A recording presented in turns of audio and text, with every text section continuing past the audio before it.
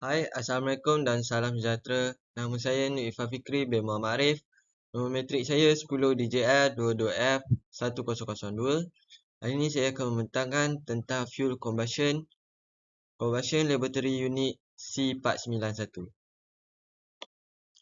Bahan api dikelaskan kepada 3 grup, iaitu bahan api gas, bahan api cecair dan bahan api pepejal.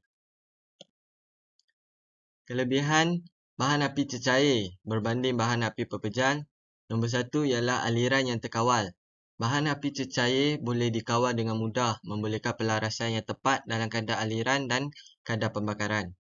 Nombor 2 ialah tenaga yang tinggi. Bahan api cecair selalunya mempunyai ketepatan tenaga yang lebih tinggi daripada bahan api pepejal dan memberikan lebih banyak tenaga bagi setiap unit isi padu dan menjadikan ia lebih cekap untuk pelbagai aplikasi.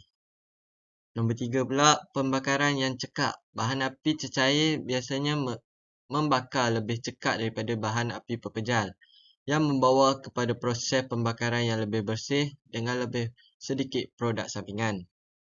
Nombor 4 pula, percucuhan segera. Cecair boleh menyala lebih cepat daripada bahan api pepejal. Ia menyumbang kepada masa permulaan yang lebih cepat dan tindak balas yang lebih baik dalam aplikasi tertentu. Nilai kalori bahan api ialah jumlah tenaga haba yang dibebaskan semasa pembakarannya. Berikut ialah anggaran nilai kalori untuk bahan api biasa.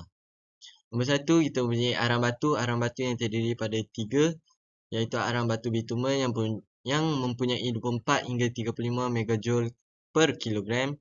Dan yang kedua ialah arang batu sub bitumen yang mempunyai 17 hingga 24 megajoule per kilogram. Dan lignit 8 hingga 17 megajoule per kilogram.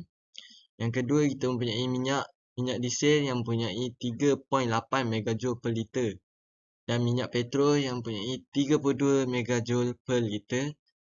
Dan yang ketiga ialah gas asli metana CH4 yang mempunyai 55 megajoule meter padu. Dan yang nombor 4 ialah kayu kering 15 hingga 22 megajoule per kilo. Dan nombor 5 ialah propana yang mempunyai 50 megajoule per kilo. Nilai ini boleh berbeza-beza berdasarkan jenis dan kualiti bahan api.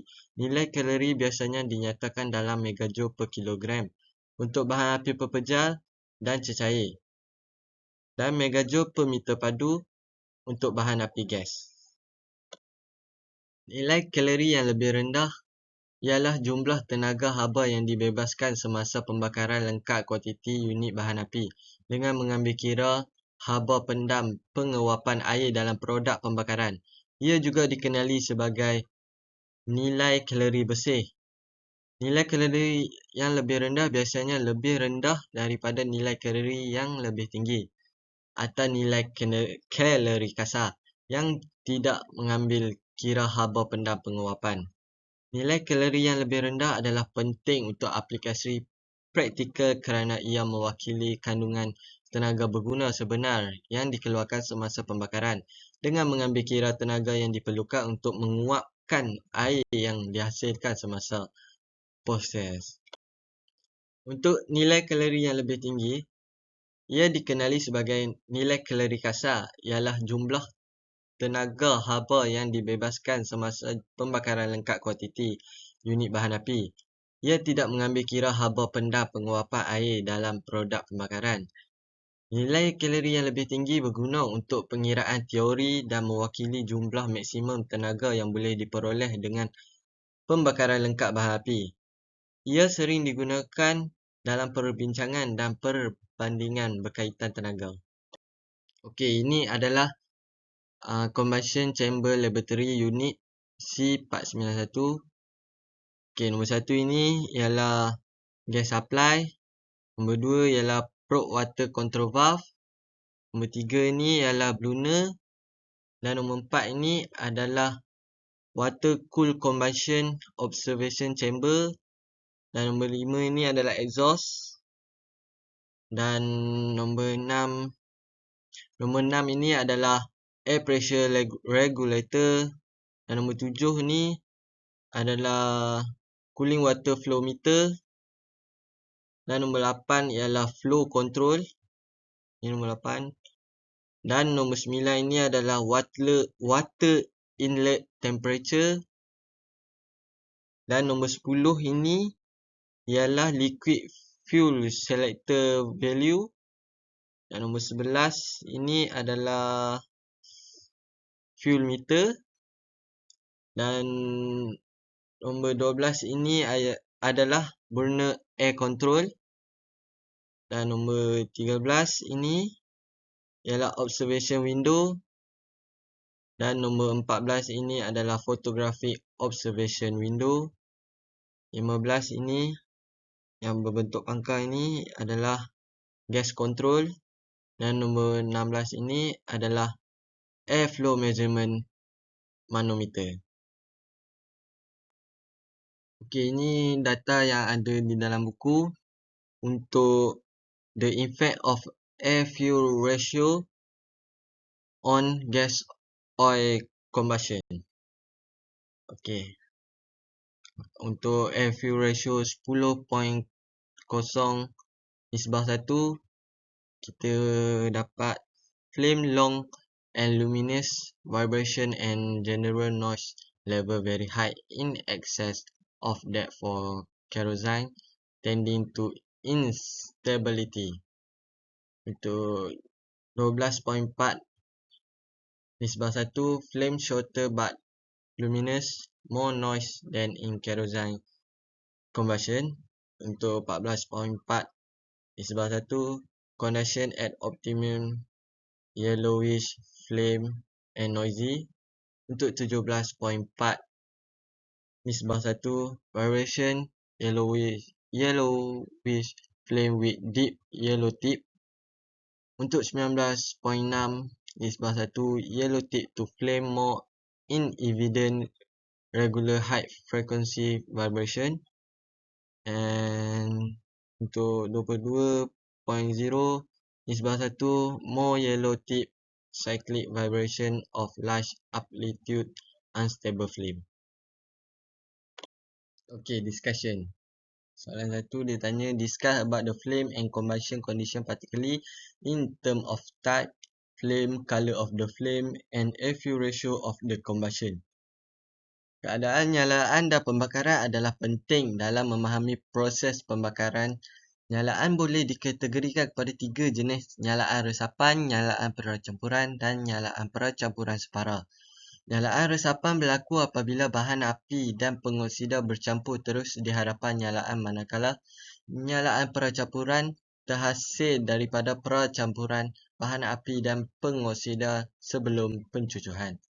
Untuk warna nyalaan memberikan pandangan tentang keadaan pembakaran. Sebagai contoh, nyalaan biru menunjukkan pembakaran yang lengkap, manakala nyalaan kuning atau merah menunjukkan pembakaran yang tidak lengkap dengan kehadiran zarah karbon yang tidak terbakar.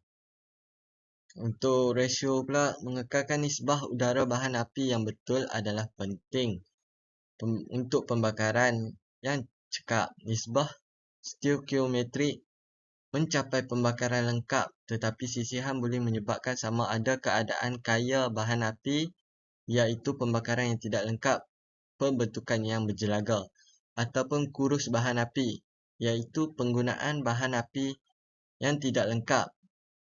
Mencapai keseimbangan ideal mengoptimalkan pelepasan tenaga dan minimumkan pelepasan.